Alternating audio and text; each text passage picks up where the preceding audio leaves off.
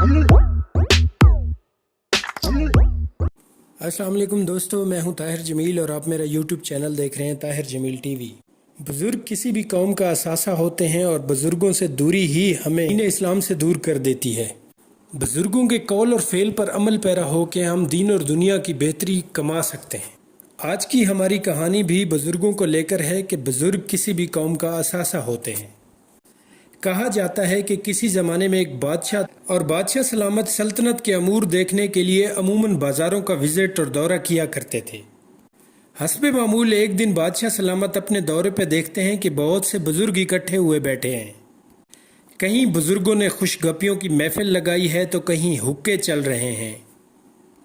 किसी जगह चाय का दौरा है तो कहीं किस्से और कहानियाँ सुनाई जा रही हैं। बादशाह सलामत ने महसूस किया कि ये बुज़ुर्ग रियासत पे बोझ बन चुके हैं।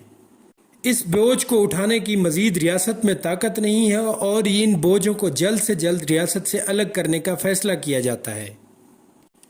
महल में वापस आते ही बादशाह सलामत ने वज़ीर को बुला के ये हुक्म सादिर फरमा दिया, रियासत में मौजूद 80 साल से बड़े जितने भी बुज़ुर्ग हैं इनके सर कलम कर दिए जाएं।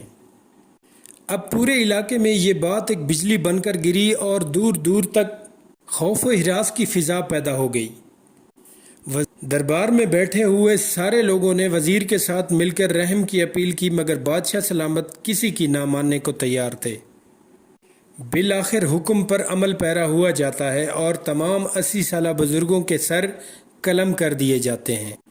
मगर बादशाह सलामत के वज़ीर के अपने वालिद साहब की उम्र भी 80 साल से ज़्यादा थी और वो किसी तौर पर भी अपने वालिद साहब का सर तन से जुदा नहीं करना चाहते थे। अब वज़ीर ने अपने वालिद साहब को अपने घर तक महदूद कर दिया था। कुछ दिन गुजरते गए, बादशाह सलामत हस्बे मामूल अपने किसी दौरे पर थे तो उनका गुज़र एक नदी के पास से होता है। नदी में बादशाह सलामत को एक खूबसूरत हीरा नज़र आता है और वो उस हीरे की ख्वाहिश का इजहार करते हैं।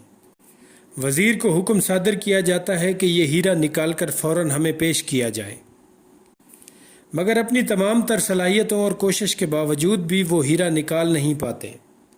इस पर बादशाह सलामत एक वक्त मुकर्रर के लिए मोहलत दे देता है वज़ीर मौसूफ को कि इतने वक्त तक आपने हर सूरत वो हीरा निकाल के हमें देना है।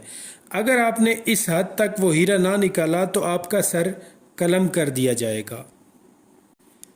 अब वज़ीर मौसूफ परेशानी के आलम में इर्द गिर्द अपने बंदों को दौड़ाते हैं। बड़े बड़े जादूगर और बड़े बड़े गोताखोरों को बुलाया जाता है, लेकिन तमाम तर कोशिशें करने के बावजूद जो ही गोताखोर पानी में डुबकी लगाते हैं, हीरा गायब हो जाता है।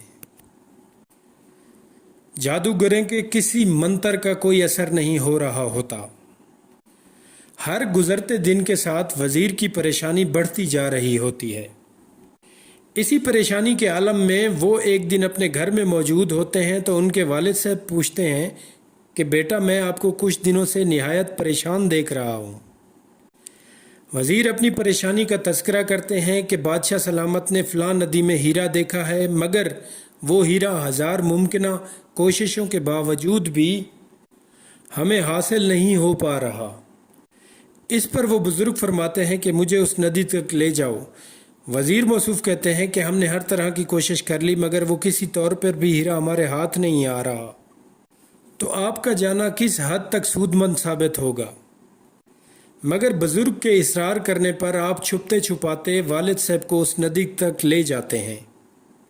वो बुज़ुर्ग वहाँ नदी का मुआयना करते हैं और वापस आ जाते हैं अपने बेटे को साथ लाकर। हस्बे तवक्को वज़ीर साहब यही समझते हैं कि मेरे वालिद साहब भी किसी नतीजे तक नहीं पहुँच पाए और बग़ैर किसी नतीजे के वापस घर आ गए हैं। मगर घर पहुँचते ही उनके वालिद साहब कहते हैं कि आपका मसला हल हो गया और आपको हीरा मिल गया।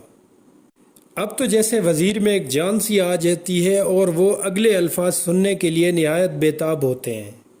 उनके बुज़ुर्ग कहते हैं कि बेटा, आप बिल्कुल सही लाहासिल कोशिश कर रहे हो जो पानी में हीरा तलाश कर रहे हो, बल्कि हीरा तो फ़लाँ जगह जो करीब खड़ा दरख्त है उस दरख्त के एक घोंसले में रखा है।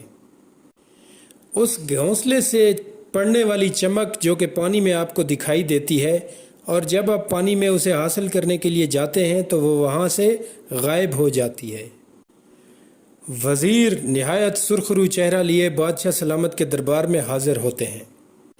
بادشاہ سلامت، ہم نے ہیرا حاصل کر لیا، آپ بھی میرے ساتھ ندی تک چلیں۔